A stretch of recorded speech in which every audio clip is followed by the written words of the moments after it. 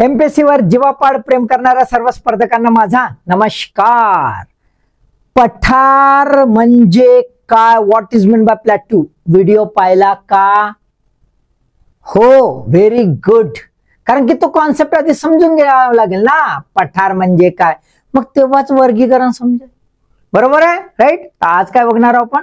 पठारांचे वर्गीकरण, classification of the plateau. का तर बाबा प्रश्न विचारता, समजून घ्यावं लागेल ना, कारण की गोला परफेक्ट माराचा आहे का नाही? हा, तर मग आपल्याला तुम्हाला माहित आहे काय करतो आपण, काय करतो? यस, दोन प्रश्न डोक्यात घुसवतो, म्हणजे घुसवतो कारण घुसवावं लागेल, डोक्यात घुसले नाही तर परीक्षा कशी? बरोबर आहे। तर पहिला प्रश्न तुमच्यासाठी, खालील आकृती कोणत्या प्रकारचे पठार दर्शविते? आकृती दिली आहे ना, the figure below shows which type of plateau. मग तुम्ही असा पाहून घ्यायची डायग्राम। आणि मग आंतरपर्वतीय पठार इंटरमॉन्टेन प्लॅट्यू आहे की गिरिपाद पठार पिडमॉन्ट प्लॅट्यू आहे का क्षरणशील हिमच पठार इरोजनल ग्लेशियल प्लॅट्यू आहे किंवा पुनर्जीवित रिज्युनेटेड पठार आहे प्लॅट्यू? कुठला आहे बाबा? पहिला प्रश्न डोक्यात घुसला? यस। दुसरा प्रश्न है ना, अयोग्य जोडी किंवा जोड्या ओळखा, find out the incorrect pairs. नुसते एक पेयर नाही, पेयर्स आलाय, असे बी प्रश्न येऊ शकतात का नाही? हो का नाही? तर पठार आणि पठारांचा प्रकार दिलेला, टाइप्स ऑफ द प्लॅट्यू दिलाय।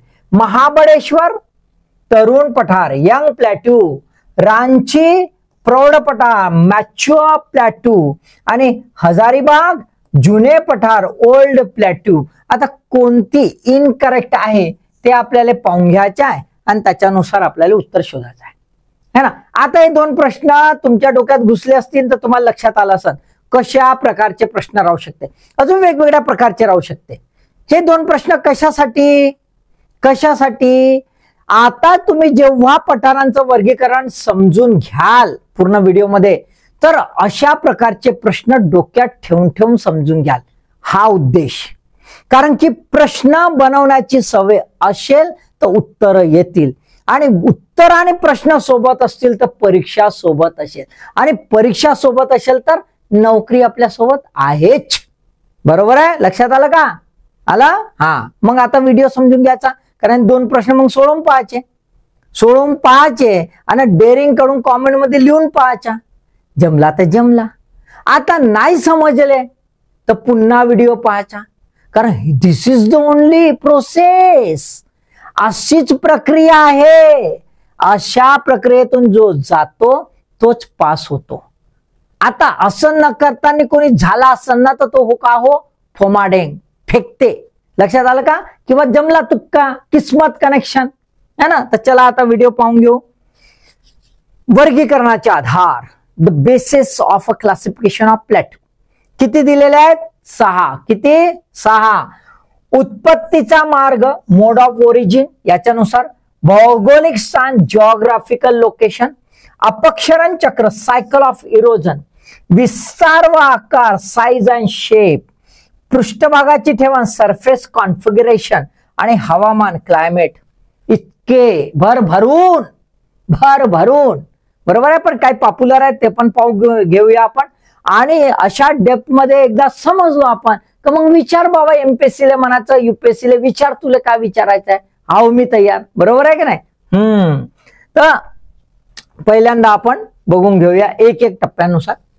मोड ऑफ ओरिजिन, उत्पत्तीचा मार्ग जो आहे त्याच्या आधारावर पहिला आहे उपवर्गीकरण सरळ पठार, सिंपल कॉन्सेप्ट आहे, आणि दुसरा आहे संश्लिष्ट कंपाऊंड संमिश्र पठार कंपाऊंड प्लॅट्यू। ठीक आहे, आता बघा इथे तुम्हाला दिसेल सिंपल प्लॅट्यू जो आहे तो कसा होतो।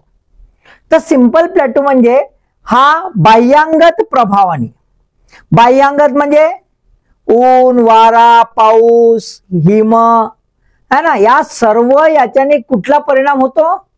कायिक प्रक्रिया होते, कायिक विघटनाची प्रक्रिया होते, फिजिकल डिफॉर्मेशन होतं, आणि उभार जे आले असतील, रिलीफ जे असतील, माउंटन म्हणा किंवा काही, त्यांची झीज होते, किंवा एका ठिकाणी झिजवून दुसरीकडे डिपॉझिशन होतं, संचयन होतं, निक्षेपण होतं. आणि ह्या प्रक्रियेमधून, बाह्यांगत प्रक्रियेमधून जे पठार निर्माण झाले ते काय आहेत? Simple plateau. ते काय आहेत? सिंपल. कशाच्या आधारावर? बहिर्जात प्रक्रिया, एक्झोजेनेटिक प्रोसेस. एक्झोजेनेटिक प्रोसेसने 3 एक्झोजेनेटिक प्रोसेस आहेत. एक आहे ग्लाशियल, हिमज. दुसरा आहे प्रवाहन, फ्ल्युएल म्हणजे नदीच्या मुळे. आणि तिसरा आहे वातज, वातजन्य म्हणजे एओलियन. असे 3 प्रकार आहेत. बरोबर आहे, राईट. कंपाऊंड प्लॅटो हा एंडोजिनियस, अंतर्जात, पृथ्वीच्या अंतरंगातील जे बल आहे ते वेगवेगळ्या प्रकारे विशिष्ट याच्याने जेव्हा पृष्ठभागावर परिणाम टाकतं, है ना, आतमधून धुम ढकलतं आणि अशा प्रकारे ढकलतं. किंवा टेक्टोनिक मुवमेंट होतात, म्हणजे प्लेट इकडे तिकडे, खंड इकडे तिकडे होतात आणि त्याचे ढाळमधुळम धुशुम आदळतात एकमेकांवर. आणि मग त्यामुळे आपल्याला पृष्ठभागावरची वेगळी जळणघळण दिसून येते. सेकंड ऑर्डर रिलीफ्स तयार होताना दिसतात, पर्वत शृंखला निर्माण होताना दिसतात.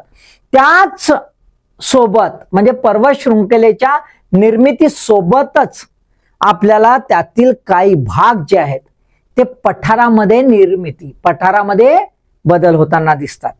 आणि त्याला आपण म्हणतो कंपाऊंड प्लॅटोस, अंतर्जात प्रक्रिया. आता त्याच्या आधारावर किती आहेत प्रकार? 4.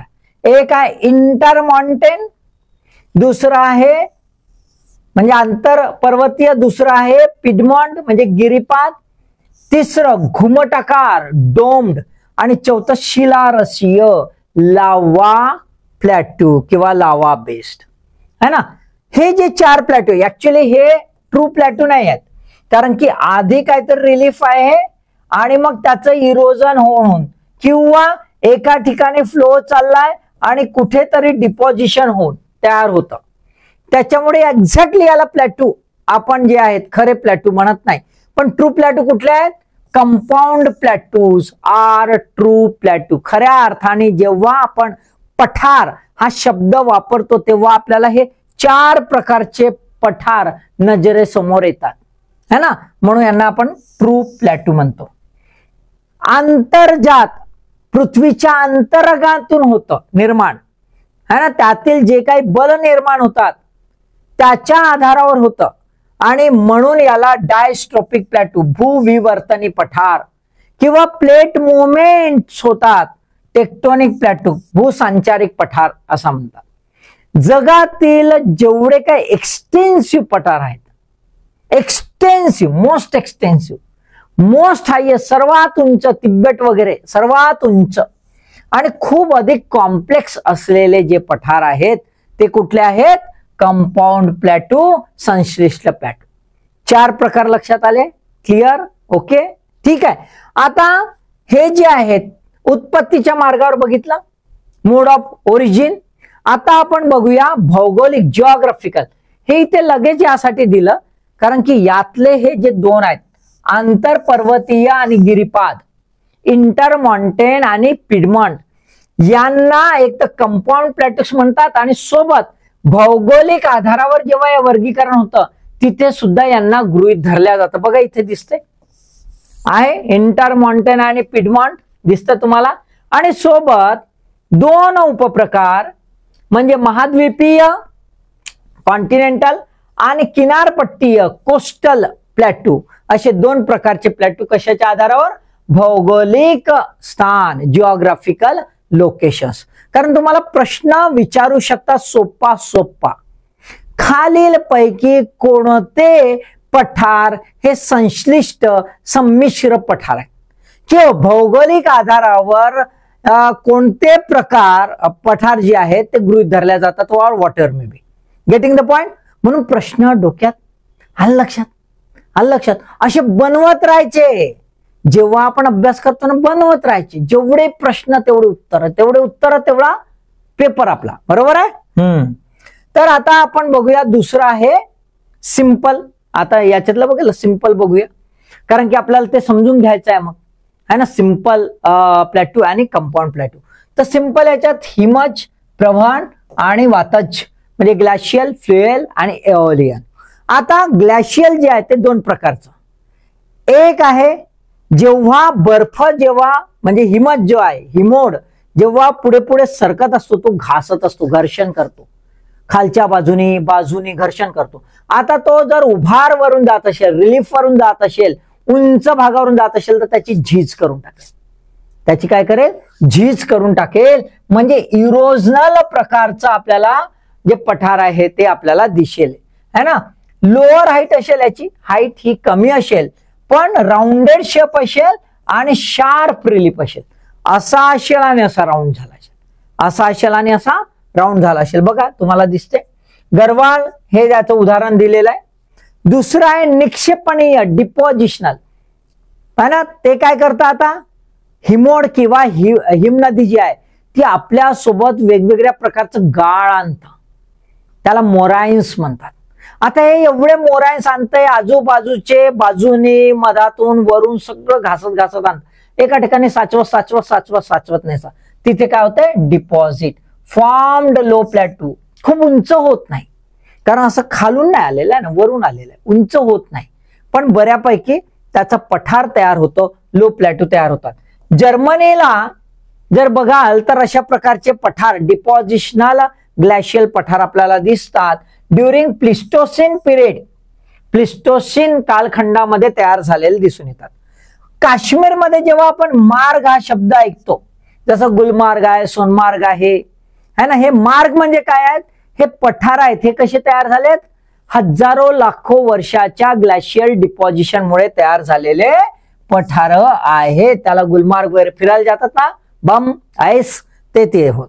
आलं लक्षात? ठीक आहे. हे अशा प्रकारचे तुम्हाला दिसतील. डायग्राम सोबत दिलेली आहे, तुम्हाला तशा प्रकारचे प्रश्न विचारू शकतात. ओके. फ्लुएल, नदीचे निरंतर निक्षेपण होते. नदी ओढून आणते, आपला गाळ ओढून आणते आणि टाकते, गाळ ओढून आणते, टाकते. थरावर थर तयार होतात आणि थरावर थर तयार होऊन जेव्हा ते पठारामध्ये रूपांतरित होतात त्याला आपण फ्लुएल पठार बनतो, है ना. भू हालचालीमुळे ऊर्ध्वपाती उठाव होतो आणि वरचा भाग मात्र सपाट असतो. उदाहरण कैमूर प्लॅटू. हा विंध्य समुद्र, विंध्य जो समुद्र होता, है ना, इट वॉज अ जिओसिंक्लाइन, भूद्रोणी होती. त्याच्या साचून काय झालं? प्री कॅम्ब्रियन पिरियडच्या वेळात तिथे पठार तयार झाला. हा कैमूर प्लॅटू जर बघितला तर स्टेप वाईज आहे, टप्प्याटप्प्याचा आहे, है ना. पन्ना आहे, बांदेर आहे, रेवा आणि रोहतास असा टप्प्याटप्प्याचा होत गेलेला आहे, है ना. हा कुठपासून आहे? एमपी पासून तर बिहार पर्यंत आपल्याला दिसतो. It's a series of a plateau from Panna to Rohtas. Okay, ठीक आहे. हे पण सिक्वेन्स लक्षात ठेवा. पश्चिमेकडून पूर्वेकडे प्रश्न विचारतात. ठीक आहे. एओलियन, वाऱ्यामुळे बारीक गाळ जो आहे त्याचं डिपॉझिशन, त्याचं संचयन होतं, त्याचं निक्षेपण होतं. म्हणजे वाळू आली, साचली, वाळू आली किंवा बारीक मुरझा, है ना, ते आपल्याला दिसतं. सर्वात बेस्ट एक्झाम्पल आहे लोएस्ट प्लॅटू चायनाचा, है ना. आपल्या पाकिस्तान बाजूला असलेला आपला भाऊ, है ना, पोतवार प्लॅटू तिथे आहे. पोतवार प्लॅटू तो आपल्याला दिसून येतो. कुठला आहे? एओलियन प्रकारचा आहे, वातज प्रकारचा आहे. आता आपण कंपाऊंड बघूया. तर कंपाऊंड मध्ये इंटरमॉन्टेन आणि पिडमॉन हे पॉप्युलर आहेत आणि बरेच वेळा यावर प्रश्न विचारलेले आहेत. ठीक आहे. आता इंटरमॉन्टेन, इंटर म्हणजे मधात, मॉन्टेन म्हणजे माउंट. दोन पर्वतांच्या मधात म्हणजे पर्वत शृंखलांच्या मधात किंवा दोन पर्वतांच्या मधात जर एखादा पठार आढळला तर त्याला आपण काय म्हणतो? आंतरपर्वतीय पठार, इंटरमॉन्टेन प्लॅटू. सोपं, एकदमच सहज समजण्यासारखं. इथे काय असेल? सर्व बाजूंनी पठाराने, पर्वताने वेढलेला आहे, सर्व मधात पठार आहे, है ना. घडी पर्वत निर्मिती सोबत तयार झालेला आहे. हा कसा? घडी पर्वत जे आहे, फोल्डेड माउंटनची प्रक्रिया जी जिओसिंक्लाइन मध्ये होत होती, भूद्रोणीच्या मधल्या भागात, है ना, त्या मधल्या भागामध्ये आपल्याला काय दिसतं? इकडून फोल्ड होते. मधला भाग मात्र सपाट राहतो, प्लेन राहतो आणि एलिव्हेटेड होऊन जातो. तो पठार तयार झालेला आहे. जगातील सर्वात उंच आणि विस्तृत पठारे जर कोणती असतील तर ती कोणती आहेत? इंटरमॉन्टेन, आंतरपर्वतीय पठारे आहेत. प्रश्न असा पण राहतो. ठीक आहे, राईट. उदाहरण आपण इकडे बघता येईल, Tibetan, Bolivian, Peruvian, Colombian, Mexican हे पॉप्युलर पठार आपल्याला दिसतात. Getting the point. आता इथे जर आपण बघितलं या पठारावर, तर पठारामधून नद्यांची जी स्थिती आहे ती कशी, त्याला ड्रेनेज पॅटर्न म्हणतात. नद्यांची स्थिती एखाद्या भूपृष्ठावर कशी आहे त्याला काय म्हणतो आपण, ड्रेनेज पॅटर्न. आता ड्रेनेज पॅटर्न कसा आहे, तर एक तर आंतरिक असेल किंवा बाह्यांगत असेल. आंतरिक म्हणजे सर्व नद्या आतमध्ये पठाराच्या मध्यात जमा होत असतील आणि इथे काहीतरी तळ वगैरे तयार होत असेल, किंवा इथून बाहेर निघत असतील, रेडियल होऊन जात असते, बाहेर निघतील किंवा आतमध्ये येतील. अशा दोन प्रकारचे ड्रेनेज पॅटर्न आपल्याला कुठे दिसतात, इंटरमॉन्टेन प्लॅटू मध्ये दिसतात. असा सोपा प्रश्न सुद्धा येतो. ओके, ठीक आहे. पिडमॉन्ट मध्ये जर बघितलं तर आपल्याला दिसतंय एखादा पर्वत आहे हा पर्वत, आणि या पर्वताच्या बाजूला पायथ्याशी, कुठे, पायथ्याशी, ऍट फुटहिल, पायथ्याशी आपल्याला जेव्हा पठार दिसतो तेव्हा त्याला काय म्हणतो आपण, पिडमॉन्ट किंवा गिरीपाद. गिरी म्हणजे पर्वत, पाद म्हणजे त्याचा बेस है ना, म्हणून त्याला गिरीपाद म्हणतात. पर्वत निर्मितीच्या वेळात उत्थान होतं है ना, ओरोजिनीची जी प्रक्रिया चालू आहे, पर्वत निर्मितीची जी प्रक्रिया चालू आहे त्याच्यामध्ये उत्थान म्हणजे अपलिफ्टमेंट होतं, वर येतं. हे काय होतं, हा वर येऊन जातो. असा वर जेव्हा येतो तेव्हा एका बाजूला पर्वत आणि दुसऱ्या बाजूला पठार आपल्याला दिसतं. हा पर्वत आहे, हा प्लेन दिसतो, लगेच तुम्हाला एस्कार्पमेंट दिसेल. काय दिसेल नंतर, एस्कार्पमेंट म्हणजे उंच कडा आपल्याला दिसेल. हा कडा जो आहे, तीव्र कडा दिसल्यामुळे आपल्याला काय दिसतं, इथे पठार झालेला आहे. म्हणजे यामध्ये काय आहे, स्वभाव गुण, यातलं वैशिष्ट्य, एका बाजूला पर्वत दुसऱ्या बाजूला कडा असं आपल्याला दिसेल है ना. हा आपल्याला एक तर मैदानी प्रदेश असेल किंवा समुद्र किनारा आपल्याला इथे दिसेल. ठीक आहे. सर्वसाधारणतः याच्यामध्ये ड्रेनेज पॅटर्न कसा असेल, तर इथे ड्रेनेज पॅटर्न जो आहे तो वृक्षाकृती असेल. कसा असेल, वृक्षाकृती असेल. डेंड्रिटिक त्याला आपण तो डेंड्रिटिक, डान्सिंग डान्सिंग करत जाते, असा असा असा असा मग असा असा असा, जे काय आहे डान्सिंग है ना. ठीक आहे. उदाहरण, ईस्टर्न मार्जिन ऑफ अप्लेचियन USA, आणि दुसरं पॅन्टागोनियन प्लॅटू साऊथ अमेरिका. लक्षात ठेवायचे हा, मी एक्झाम्पल देतो, एक्झाम्पल पण विचारल्या जातात. आता आपण दुसरे दोन बघूया संमिश्र मधले, म्हणजे कंपाऊंड मधले, संश्लिष्ट मधले. एक घुमटाकार आहे आणि दुसरा ज्वालामुखी आहे. घुमटाकार जो आहे याच्यामध्ये काय होतं, तर आपल्याला माहित आहे, तुम्ही व्होल्कॅनो मधले इंटरनल स्ट्रक्चर ऑफ व्होल्कॅनोच्या कॉन्टेक्स्ट मध्ये बघितले का, की भूपृष्ठाखालील वेगवेगळे भूरूपे काय आहे, व्होल्कॅनोची भूरूपे, लँडफॉर्म्स ऑफ द व्होल्कॅनो. पाहिलाय व्हिडिओ, पाहून घ्या. त्याच्यात मी बॅथोलिथ, लॅकोलिथ, फॅकोलिथ है ना, डाईक सगळं सांगितलं आहे. हा, पाहून घ्या. पाहिला नसेल तर जरूर पहा. ठीक आहे. आता हा जो आहे आतमध्ये ज्वालामुखी वर येऊ शकत नाही, तो पृष्ठभागाखाली थंड होऊन जातो. थंड झाल्यामुळे अग्निजन्य खडक तिथे खाली तयार होता. पृष्ठभागाच्या खाली खाली जे तयार झालेले आहे, पर्टिक्युलरली बॅथोलिथ, पर्टिक्युलरली काय, बॅथोलिथ आणि लॅकोलिथ. बॅथोलिथ असेल असा, बॅथोलिथ असेल किंवा लॅकोलिथ असेल असं. हा, तर हे बॅथोलिथ आणि लॅकोलिथ जे आहेत यांच्या वरचा जो पृष्ठभाग आहे, हा वरचा पृष्ठ, तो हळूहळू हळूहळू झिजून जातो. झिजून हा सखल भाग जो आहे, उठाव असलेला सखल भाग दिसून येतो आणि मध्यभाग वर उचललेला आढळून येतो. इन जनरल गोलाकार कडा असतात त्याच्या, इन जनरल गोलाकार कडा असतात, त्याला आपण काय म्हणतो, डोम प्लॅटू. म्हणजे अशा प्रकारचा प्लॅटू तयार झालेला तो दिसेल. बॅथोलिथ कसा असतो, असा पर्वतासारखा, आणि त्याच्या वरचा जर पृष्ठभाग झिजून गेला तर तो उघडकीस येतो है ना, पृष्ठभागावर येतो आणि मग तो दिसतोय, त्याला आपण काय म्हणतो, डोम्ड प्लॅटू असा म्हणतो. याच्यामध्ये ड्रेनेज पॅटर्न कसा असेल, रेडियल ड्रेनेज पॅटर्न असेल. म्हणजे इथे मधातून है ना, या टॉप वरून सगळीकडे पसरेल. बरोबर आहे. रेडियल ड्रेनेज पॅटर्न आपल्याला दिसून येईल. उदाहरण घ्या, छोटा नागपूर प्लॅटू, भारताचा छोटा नागपूर प्लॅटू.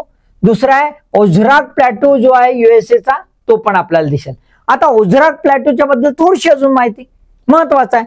3 प्रकारचे प्लॅटो आहेत, त्याचं टोटल इन जनरल त्याला ओझराक प्लॅटो म्हणतात. जसं आपण कैमूर प्लॅटो पाहिलं तसंच हे सालेम प्लॅटो, स्प्रिंगफोर्ड प्लॅटो आणि बोस्टन प्लॅटो, ह्या 3 प्लॅटोला एकत्रित आपण काय म्हणतो, ओझराक प्लॅटो. ठीक आहे.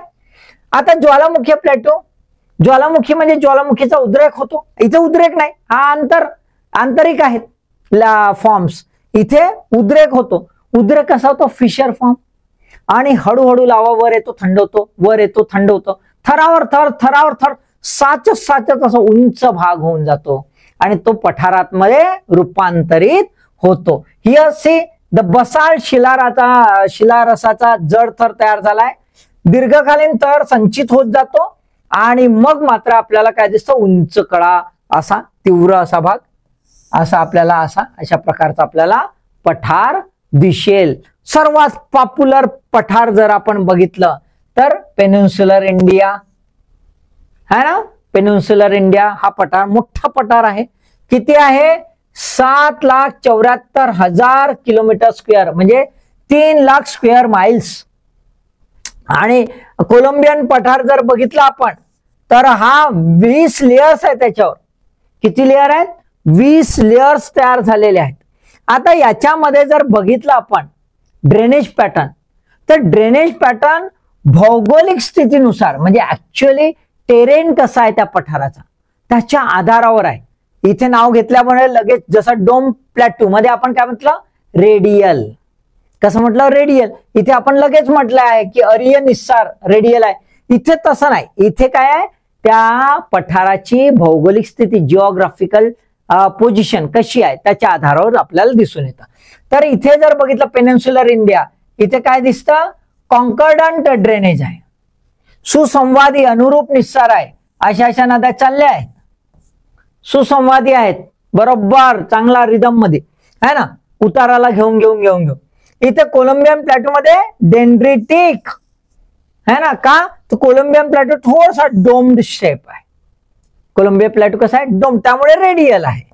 आणि इथे पेनिन्सुलर इंडियाचा उतार एका बाजूला आहे, त्याच्यामुळे त्याच्या उताराच्या दिशेने ते जात असतात. ठीक आहे, क्लिअर.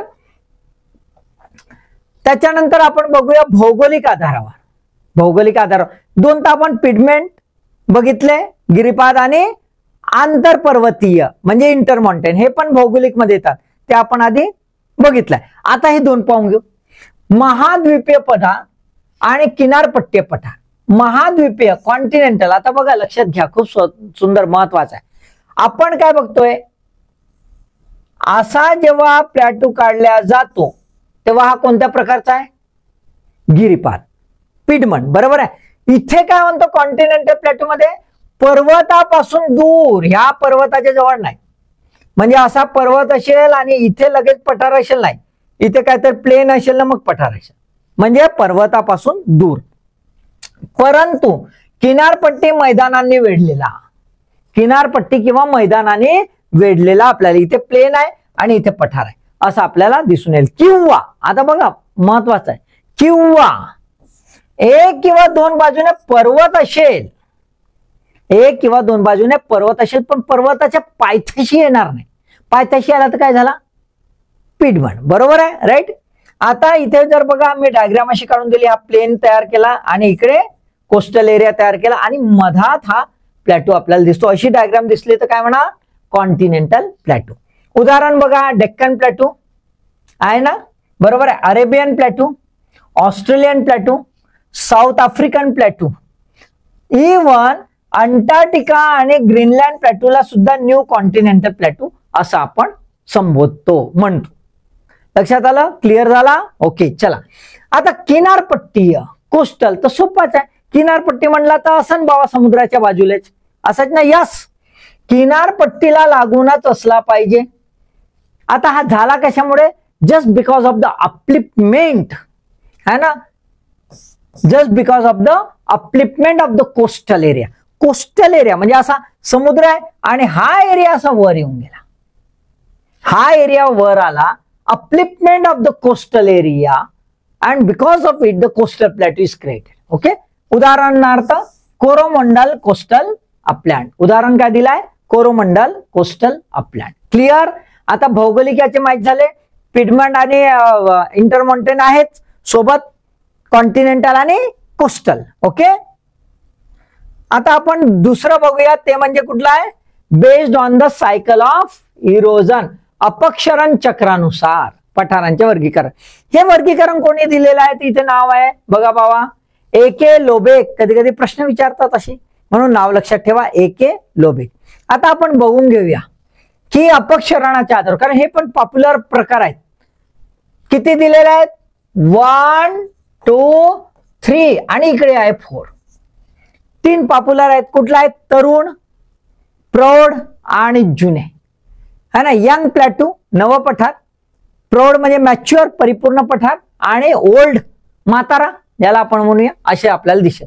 आता बघा, एक हे जे आहे ना, हा फेज आहे. इथून इथे पहिले पठार असा असेल, इथून इथे, इथून पुन्हा इथे, बरोबर आहे. आणि याच्यात पुन्हा रूपांतरण झालं तर जवानी जागृत झाली, जवानी है ना.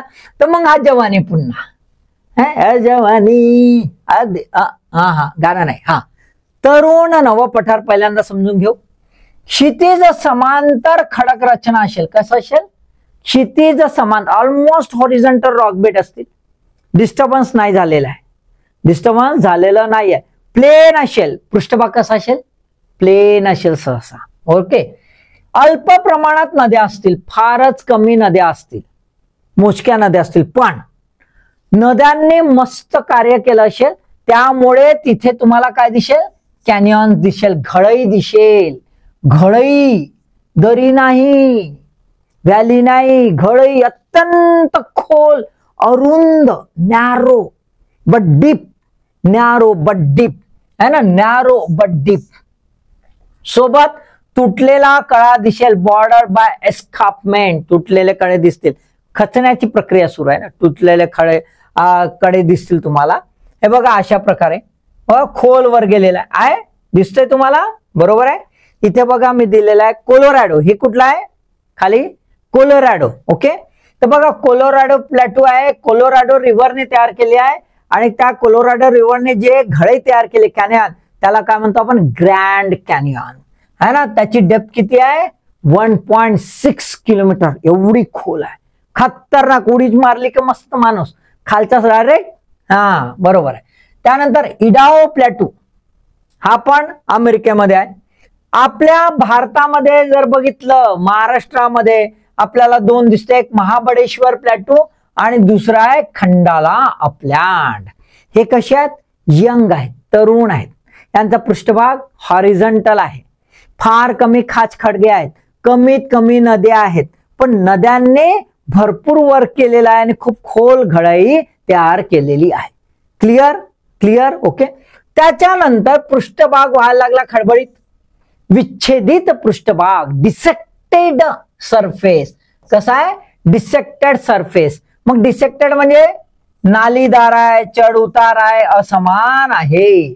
कसा आहे? नालीदार, चढ उतार आणि असमान. कोरुगेटेड, अंडुलेटिंग, अनइवन, असा डान्सिंग डिग डिग डिग डिग, जसा असन तसा. बरोबर आहे, राईट. हे बघा दिसते, अंडुलेटिंग, जागोजागी खाच खडगे झालेले आहे ना भरपूर ठिकाणी. डेट. आता पृष्ठभाग जर बघितला तर 2 पद्धतीने आपल्याला पृष्ठभागाचं अंडुलेशन दिसून येतं.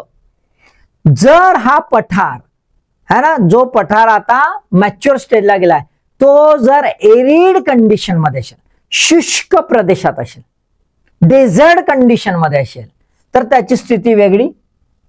आणि जर तो ह्युमिड कंडिशन मध्ये असेल, आर्द्र आणि दमट याच्यामध्ये असेल, तर त्याची कंडिशन वेगळी. ओके. उष्ण आणि दमट याची वेगळी, शुष्क आणि अर्धशुष्क याची वेगळी, है ना. इथे जर बघितलं आपण शुष्क आणि अर्धशुष्क याच्यात, तर पीक कसे असतात? शिखर पॉइंटेड, हे असे असतात, पॉइंटेड. आणि उष्ण आणि दमट वाम असला तर कसं असतात? कर्व्याचर असे. ग्रेटली कर्व्ड, कर्व्याचर, राउंडेड तुम्हाला असं दिसेल. ओके. उदाहरण बघा, रांची आणि हजारीबाग प्लॅटू. रांची आणि हजारीबाग प्लॅटू हे दोन्ही प्लॅटू काय आहेत? मच्युअर प्लॅटू आहेत झारखंडचे. अप्लिचियन प्लॅटू जे आहेत त्यातले जे प्लॅटूज आहेत ते काय आहेत, मच्युअर प्लॅटू आहेत. Clear clear. उदाहरणा लक्षात ठेवायचे. त्याच्यानंतर जुने पठार, ओल्ड. आता याची जबरदस्त झीज झालेली आहे, जबरदस्त इरोजन झालेलं आहे, दीर्घकालीन क्षरण, prolonged erosion, and therefore peak eliminated by the denudation. शिखर जे आहे अनाच्छादन होत होत होत गेले, नष्ट झाले शिखर राहिलेले नाही. जागोजागी खूप खोल खड्डे झालेले आहेत, छोटे मोठे भाग राहिलेले आहेत, बाकीचा सगळा खचून गेलाय, काही राहिलेलं नाही आहे. आता जे आहे खचून गेलेला आहे, तर खचल्यामुळे हा पठार आता कशात रूपांतरित झालाय, पेनेप्लेन, स्थिलप्राय, पेनेप्लेन, स्थिल है ना, काय झालाय, स्थलीप्राय. काय झालाय, स्थलीप्राय. पेनेप्लेन म्हणजे सपाट झालेला आहे, मधामधात थोडेसे बुचके दिसते, बुचके है ना. तर बुचके काय आहे, मेसा, बटे, पिनॅकल. काय आहे, मेसा, बटे, पिनॅकल. बरोबर आहे. म्हणजे पृष्ठभागावर आपल्याला हे छोटे मधामधात दिसतील. हा बघा मेसा कसा असतो, हा बघ असा म्हणजे विस्तृत असतो थोडासा, पण कमी उंचीचा असतो, त्याला आपण मेसा म्हणतो. आणि बुटे म्हणजे असा मोठा पिलर सारखा असते, आणि छोटा भाग असतो वरचा पृष्ठभाग, बुटे. आणि तोही खचून गेला ते एक पेन्सिल तयार होते, त्याला पिनॅकल. शिखर आहे बघा इथे तुम्हाला दिसेल आहे. हा काय झाला, हा झाला मेसा, आणि हा काय झाला, हा झाला बुटे, आणि हा कसा आहे, हा आहे आपला पिनॅकल. लक्षात आलं का, क्लिअर. ओके ठीक आहे. त्यानंतर जर आता असं झालं, पेनेप्लेन झाला आणि जवानी जागृत झाली, तर मग का, तर मग पुन्हा सायकल सुरू, मग पुन्हा सायकल इरोजनची सुरू. This is based on the cycle of erosion, है ना, क्षरणाच्या चक्रानुसार आपल्याला. तर रिज्युनेटेड झाला तर पुन्हा अपलिफ्टमेंट होते, ओल्ड प्लॅटू, आणि पुन्हा आपल्याला ह्या स्थितीमध्ये घेऊन जातो. आलं नाही लक्षात, पुन्हा कुठे, ह्या स्थितीमध्ये घेऊन जातो. हे बघा अशा प्रकारची स्थिती दिसेल. उदाहरण कुठलं आहे, मिसुरी प्लॅटू युएसएचा, तो आहे रिज्युनेटेड प्लॅटू. क्लिअर. ओके. आता त्याच्यानंतर विस्तार आणि आकार याच्या आधारावर आपल्याला किती प्रकार दिसतात, 5 प्रकार दिसतात. एक आहे घुमटाकार, डोम, तो आपण पाहिलेला आहे, है ना. दुसरा आहे स्टेपलाइक, तिसरा आहे सपाट पृष्ठभागाचा, चौथा आहे विच्छेदित, आणि 5वं आहे पुनर्जीवित, है ना. डोम्ड आपल्याला उदाहरण आहे छोटा नागपूर, सांगायची गरज नाही, डोम असा आकार दिसेल. स्टेपवाईज पायऱ्यांचे कैमूर मध्ये आपण पाहिलेला आहे, पन्ना पासून तर रोहतास पर्यंत, है ना. एमपी पासून इकडे एमपी आणि इकडे बिहार, आणि एक प्लॅटू असा टप्प्याचा, म्हणजे हा प्लॅटू आहे, अशा टप्प्याचे प्लॅटू तयार झालेला आहे, कैमूर प्लॅटू. ओके, सिरीज आहे. त्यानंतर सपाट पृष्ठभाग, flat top, Tibet plateau, बांदेर plateau, Reva plateau. पाठ करायचे बरं, तिबेट, बांदेर आणि रेवा प्लॅटू. हे बघा फ्लॅट टॉप आहे. टेबल टॉप, याला काय म्हणतो आपण, टेबल टॉप, याला काय म्हणतो आपण, table top plateau, table top plateau. ठीक आहे. डिसेक्टेड, मधामधात तुटला, डिसेक्टेड कुठला असतो, डिसेक्टेड इन जनरल कुठला असतो, तर हा मॅच्युअर याच्यात असतो, सहसा मॅच्युअर याच्यात असतो. डेक्कनचा उदाहरण दिलेला आहे, हे बघा मधामधात तुटलेला आहे. बरोबर आहे. त्यानंतर rejuvenated, Missouri, Patland of Ranchi, Palamu of Jharkhand, हे आपल्याला काय दिसतील, रिज्युनेटेड प्लॅटू दिसून येतील. क्लिअर. ओके, हे समजून घ्यायचं, फक्त उदाहरण आहे, समजलं आपण आधीच आहे. बरोबर आहे. आता शेवटचे काही उरले सुरले जे आहेत संकीर्ण, ज्याला आपण म्हणतो, पृष्ठभागाच्या मांडणीनुसार सरफेस कॉन्फिगरेशन, अनइवन प्लॅटू, असमान प्लॅटू, डिसेक्टेड असते इन जनरल, ऍप्लिचियन प्लॅटू आहे. दुसरा टेबललँड प्लॅटू, आता जे सांगितलं तुम्हाला है ना, महाबळेश्वर, पंचगणी, हे टेबललँड प्लॅटू आहेत. क्लायमेटच्या आधारावर आपल्याला दिसतंय वाळवंटीय, एरिड किंवा डेझर्ट प्लॅटू, त्याचं उदाहरण आहे अरेबियन, तिथे आपल्याला मेसा, बटे, बरोबर, पिनॅकल, बुट्टे आणि मेसा, बरोबर आहे, ते दिसतंय. आर्द्रतामय ह्युमिड याच्यात मध्ये रांची आणि हजारीबाग हे ह्युमिड याच्यात आहेत, तिथे कसं असते, है ना, गोलाकार असतात. आणि हिमाच्छादित आईस कॅप गरवाल उदाहरण दिलेलं आहे. गरवाल याच्यात आईस कॅप दोन प्रकारचे आपण पाहिलं, इरोजनल आणि डिपॉझिशनल. आलं लक्षात? क्लिअर? तर अशा प्रकारे तुम्हाला वर्गीकरण लक्षात घ्यायचं आहे. थोडं नाही समजलं तर पुन्हा पाहायचं आहे. पॉप्युलर आहे इंटरमॉन्टेन आणि दुसरं आहे पिडमंट, हे सहसा विचारतात. बाकीच्या डायग्राम लक्षात ठेवा, त्या अत्यंत महत्वाच्या आहेत. डायग्रामच्या आधारावर प्रश्न विचारतात. उदाहरणं लक्षात ठेवा, कारण की उदाहरणाच्या आधारावरही तुम्हाला प्रश्न विचारतात. राहिलं मॅप, तर मॅप आपण काय करतो, स्वतंत्रपणे घेतो. तुम्हाला माहित आहे प्लेलिस्ट आहे मॅपची, आपण तिथे प्रत्येक बाबीचे मॅप है ना डिस्क्राईब करतो, मॅप बघतो प्रत्यक्षात. तर मॅप बेस्ड हे वेगळं. Getting the point? आपण आज काय बघितलं, आकृतीच्या आधारावर आणि उदाहरणांच्या आधारावर. क्लिअर? कॉन्सेप्ट क्लिअर झाला? मला वाटते होतेच यार, तुम्ही एवढा बोर व्हिडिओ पाहतात हा ना, एकदम सिरियस कॅन्डिडेट, एकदम सिरियस, हा का नाही? यास. मग तुमच्या अभ्यासाले ऑल द बेस्ट.